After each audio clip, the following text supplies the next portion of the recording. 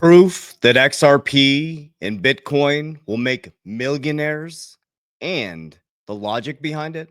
On this channel, we break down the actual logic, not riddles, not magic dates, not flip of a switch, but actually what is logically happening. On our channel, we share authenticity and exactly what we are doing. We remain stoic, we remain calm, we study historical patterns to be able to predict the future. Now, one thing I can tell you, this is nothing new under the sun. But what we get to experience is a radical transformation spiritually, mentally, physically, and most of all, financially. And those who are paying attention are going to radically transform their family's life timeline. But you have to understand this. It's the person who's patient, the person who's stoic, and the person who's not trying to get rich quick and stay in the market the longest will become the wealthiest. But those who are attached to price predictions, chasing candles up, chasing candles down, and not taking the middle ground will be the ones who get wrecked 100% of the time. So I'm going to show you why I believe personally Bitcoin and XRP are going to be number one. Number two, Bitcoin is alchemizing from physical gold into the new digital gold. And XRP is one of the most disruptive technologies and the most transformative technologies that is going to fix the liquidity crisis in the United States and globally. So today I'm going to talk heavily around Bitcoin, but I'm also going to show you in the back end more videos from Rosie Rios, who's the 43rd Treasurer of the United States, who sits on the board of Ripple, who is responsible for bringing in a new wave of currency. And remember, she said you need a shock to the system to change consumer behaviors. And she even mentioned the pandemic, which was the shock to the system. Welcome to your new system. So the first thing that we're going to watch, and on the back end of every video, I share with you my exact pattern and exactly what I'm doing. So this is the channel where I'm going to be repetitive over and over again. And I always say, you should be leery of the man or woman who changes their narrative from real world assets to meme coins and jumps back and forth in regards to the actual narratives. And you should be seeking wise counsel from the man or woman who you can measure their results through consistency. Consistency and discipline done in silence is the path to freedom, is the path to wealth. So let's dive right in. So Justin, Tom Lee predicts Bitcoin could reach 3 million on CNBC. Now, I believe in these predictions due to the fact of the mechanism, the logic. There's 21 million Bitcoin. There's 8 billion people in the world. Okay. 95% of the supply is gone. Trump is going to make us the Bitcoin capital of the world. The top 5 holders outside of Satoshi are, the top 4 outside of Satoshi are American companies. Number 6 is China. China's the largest holder in Ethereum. Now we have, which I'm going to report on tomorrow, after Trump's visit to the Middle East, now they're all going all in on XRP, creating XRP treasuries. They're going to be using Ripple stablecoin. Guys, it's here. The transition is here. Okay, so we're first going to listen to this. So 21 million supply. CZ from Binance, the CEO of Binance, said that Trump is a businessman and he's gonna do what he says, and he's traveling around the world helping governments get a Bitcoin strategic reserve. Check this out. What's Bitcoin?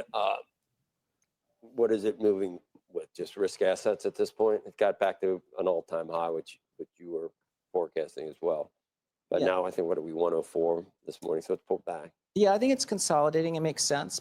You know, Bitcoin is responding to global liquidity, which is moving up, and I think anticipating a dovish Fed next year. So that's a tailwind for Bitcoin. But, you know, Bitwise has a great stat. You know, 95% of all Bitcoin's been mined, but 95% of the world doesn't own Bitcoin. So I let that sink in. 95% of the supply has been mined, and 95% of the world doesn't own Bitcoin. Who do you think's holding this, guys? You have an opportunity, even if it's a Satoshi, to get a piece of what the elites have transferred into as the transition happens, as the unsuspecting public is not paying attention. just think that there's still a huge demand versus supply imbalance, meaning there's a lot more potential buyers of Bitcoin over the next 10 years. And so I think there's a lot of upside into year end. Into your like 150 target. Yeah, 150, maybe 200, even 250 this year. What? 150 to 200 to even 250. And what's you don't have a terminal price on that, do you? Well, it's I think at a minimum it should have the same network value as gold. And if you look at above ground gold, it's probably 23 trillion. So that would be, 1.2 million for Bitcoin. But I think Bitcoin is more valuable than gold. So, gold, Bitcoin could be 2 million, 3 million long term. Okay, so now we're talking long term, right? So it all depends on now we have a supply problem. So if you have governments around the world with 95% of the supply mined, it's going to be mined for another 116 years. It becomes more valuable every 4 years because the rewards for mining gets reduced. Okay, if you have countries around the world accumulating Bitcoin, right? And now asset managers are going to be rushing in to get their clients to get into Bitcoin to put, 3 to 2 to 5% into their portfolio. You're going to have a supply problem. And if there's a supply and demand problem, the only way the value can go is up. Okay. Just in, IG Group becomes the first publicly traded UK company to offer Bitcoin and crypto trading to retail customers. Bitcoin Magazine reports breaking Russia's largest Spear Bank, Xrparmy, launches structured bonds linked to Bitcoin. Just in, Bank of America warns US dollar may continue to decline this summer amid trade tensions and high debt. I've been sharing with you guys this nonstop. They're going to turn the printing machine, potentially boosting assets like gold and Bitcoin. Okay, so let's get into Rosie Rios, the 43rd Treasurer of the United States. I actually physically got to hear her speak. I was in the crowd listening to this. I want you to listen to her first statement, and then we're going to go into the second one. This is really important to pay attention. Now, remember, Rosie Rios is the 43rd Treasurer of the United States, again, responsible for signing the last $100 bill. She said she is responsible for bringing in a new wave of currency. She said you need a shock to the system to change consumer behavior. She said the pandemic was that. So now we're in the new transition into the financial system. So she's at the Bitcoin conference saying crypto and Bitcoin are here to stay. And she sits on the board. She sits on the, hopefully I didn't mess with my mic. Let me check. She sits on the board of Ripple. Let me make sure my mic is good to go. There we go. She sits on the board of Ripple, which is the technology that created XRP. Okay, now are you seeing why Bitcoin and XRP are my two biggest holdings? Do you see why I'm never selling my Bitcoin? So let's listen in. So thank you. Rose. I want to follow up with that. This could very well be one of the most consequential Congress bodies we've ever had in our history. The engagement has been incredible. In fact, we have formed the largest congressional caucus right now. We're 297 members of our America 250 Congressional Caucus. We're actually on track to be the largest congressional caucus in the history of our country. And it's almost split equitably between Democrats and Republicans. People want this to happen. And I want to go on one other point that you mentioned, Congressman, which is the global nature of what we're talking about. This isn't just about the US. This is about celebrating being the oldest democracy in the world and what that represents moving forward. So, think about what's happening in 2026, by the way. It's also the World Cup, right? Mostly in the US. And 2 short years later is the LA Olympics. You're going to have billions of people watching the US in 2 very short years. And so the eyes of the world are watching. We are setting the tone for what happens, not just in our history, but for the future. And for all of us, again, this is about the American dream. This is about, again, the values in which our country was founded, was those liberties that Chris mentioned, but the pursuit of the American dream. When people ask me all the time, how do you know you're going to be successful in 2026? And my answer is the same.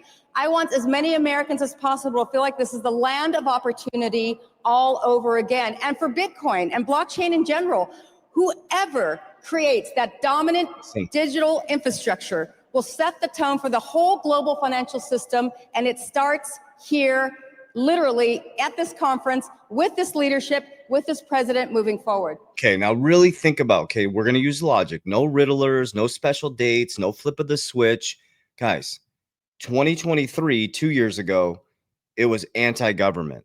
2024, Trump was at the Bitcoin conference. By 2025, I got to physically witness this. You had JD Vance, you had Cynthia Loomis. There were senators walking around the conference. It was packed with government officials. Do you see that we got played, guys? It was always the plan. Bitcoin was always the plan to fix the sovereign debt crisis. Just my opinion. But I'm going to bank on that, right? I'm not going to bank on some person on Twitter that's coming at me and saying, if governments and now Saudi, I'm going to report on this tomorrow, is going on XRP treasuries. We got a Bitcoin treasury in America. Trump was in Saudi for 4 days, comes back, and all of a sudden the prince is like, we're building a XRP treasury. They just announced they're going to be using Ripple's stablecoin. Guys, wake up to the reality of what's happening. Stop listening to the fake news. Stop listening to the bullshit. Get focused, get stoic, get positioned, and be calm and stay in the game. So before I go back to you, Rosie, I want to make a big announcement, which I'm super proud to make on behalf of Coinbase. We have just become a major sponsor of the America 250 effort. We'll be announcing the details of it fairly soon.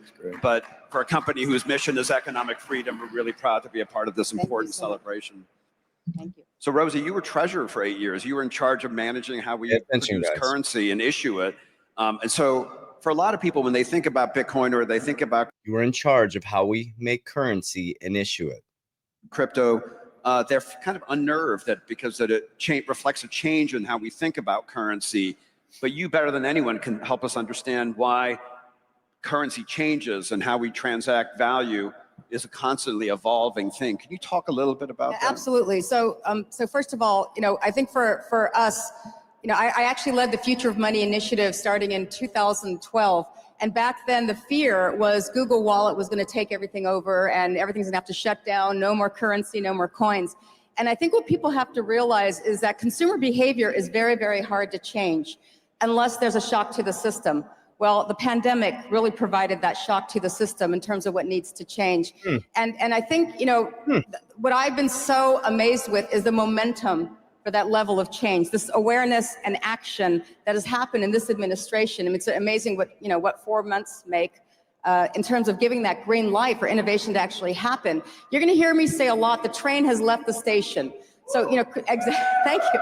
Crypto, Bitcoin is here to stay. Blockchain is here to stay. And the unfortunate part about government traditionally, it doesn't lead, it follows. And a lot of it is because you don't have a lot of the kind of the subject matter experts who are literally coming into government. And so that's why the fact that this administration has taken the lead to form these task forces, to actually bring business and the expertise into those conversations, we're literally playing catch up from the last 10 years.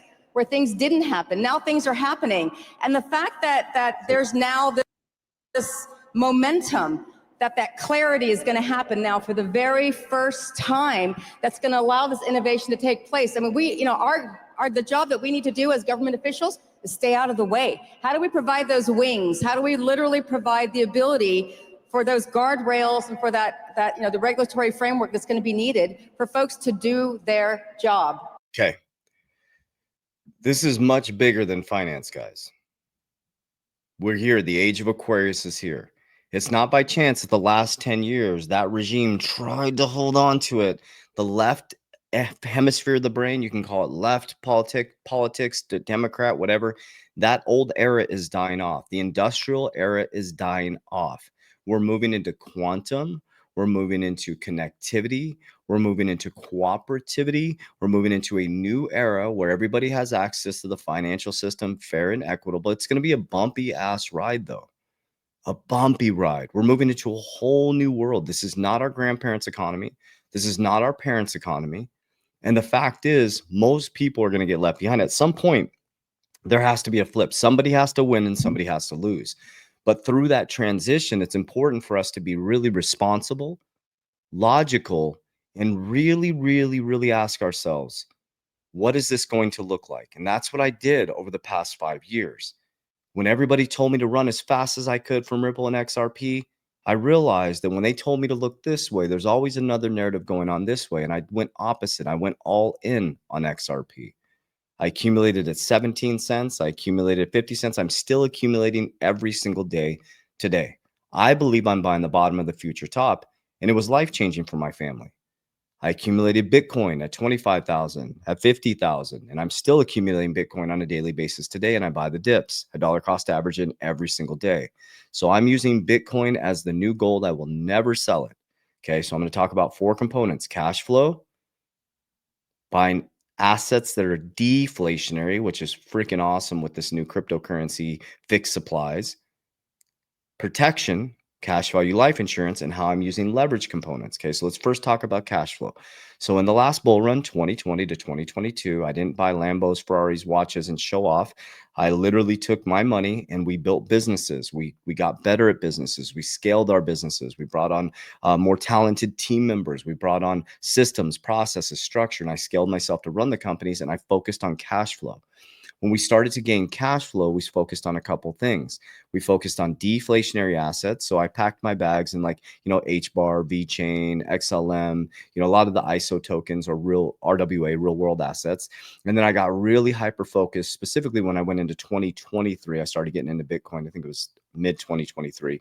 I through my narrative, I was like, oh, I had, if you look at my old videos, I was against Bitcoin. And then it just flipped in my brain that I thought we're being played when BlackRock got involved. So I switched my narrative and I admit that I was wrong. And I got into Bitcoin and I started buying Bitcoin and dollar cost average every day. So I have become laser focused on Bitcoin and XRP. XRP is my number one holding. Bitcoin is number two. Okay. Bitcoin is a store of value like gold. And I'm going to put that aside right now. I'm never selling it. We're going to talk about that in the leverage component. So every single day I also work to create cash flow. Okay. So when I get paid by my businesses Wednesday and Friday, first thing I do is I figure, am I going to protect this money?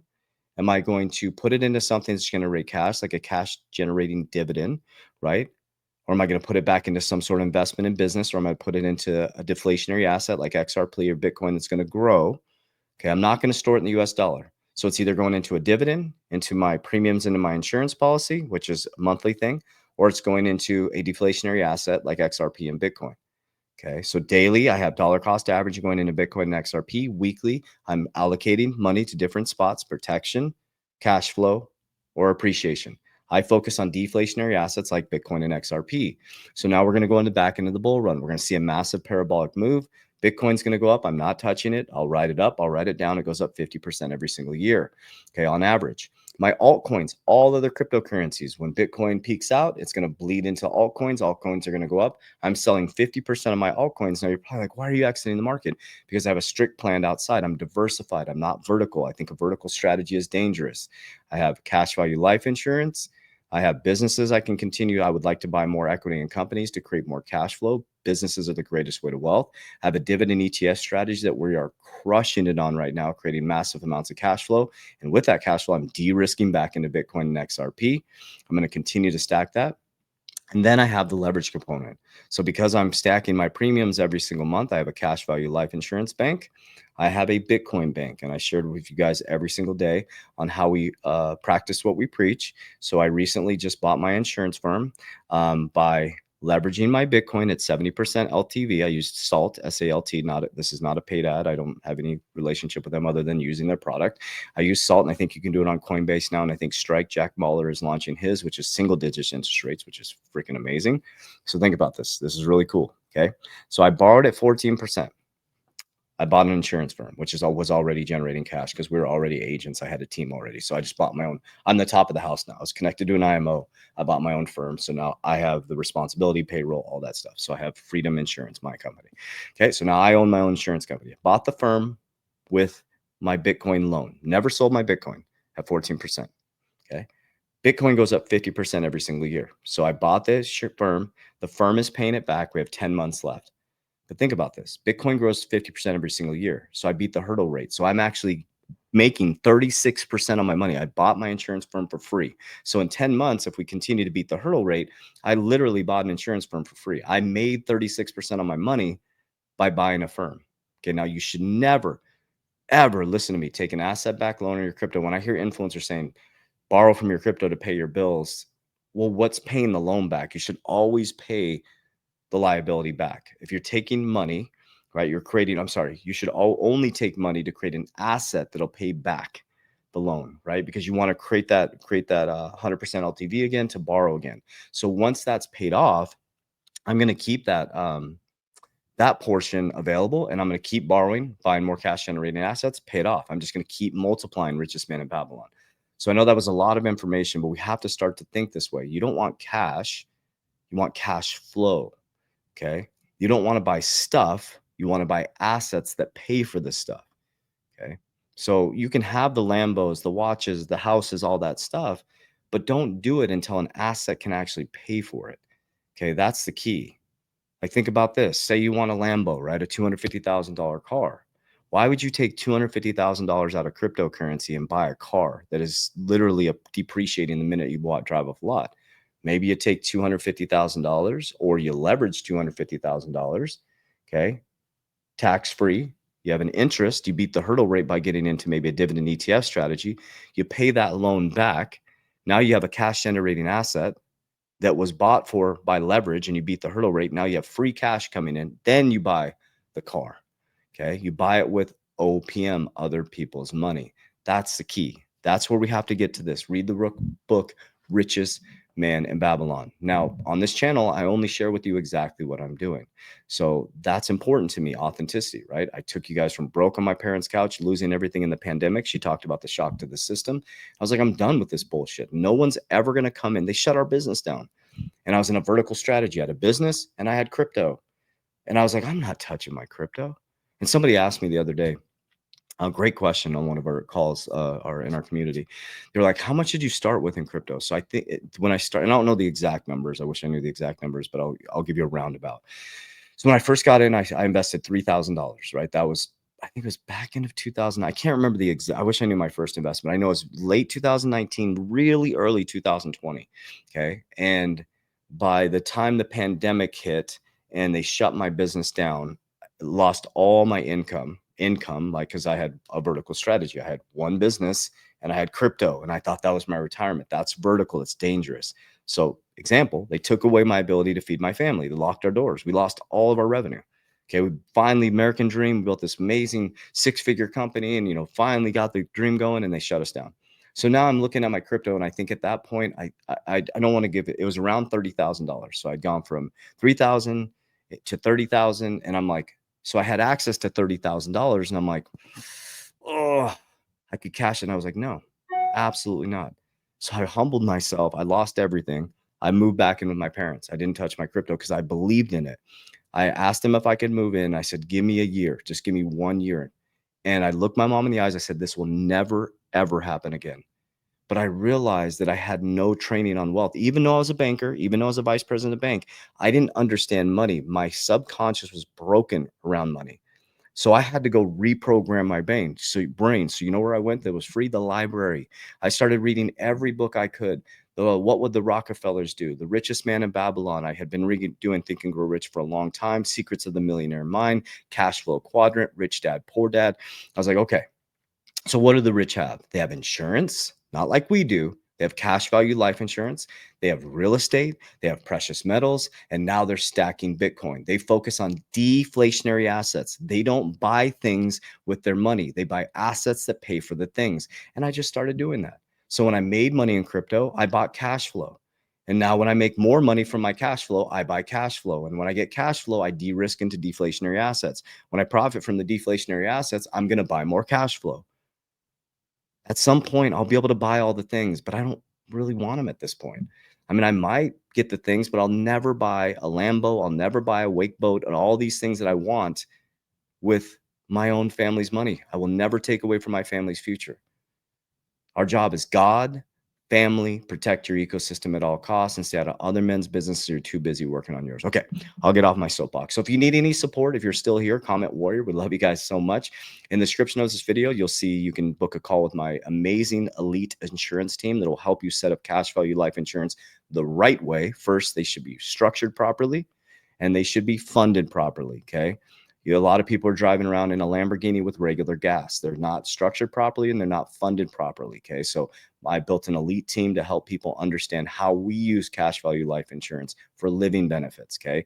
We grow it tax-free, we retire tax-free, and we pass it down tax-free. Okay. That's an absolutely free consultation. That's in the bio on my social media platform or in the description. You can also join my amazing elite group, which is a 3T Warrior Academy. We've helped 11,400 people get their shit together. Join the tribe. Join the vibe, and we'll see you on the inside. Warriors, rise! Get your shit together. Love you guys. God bless you.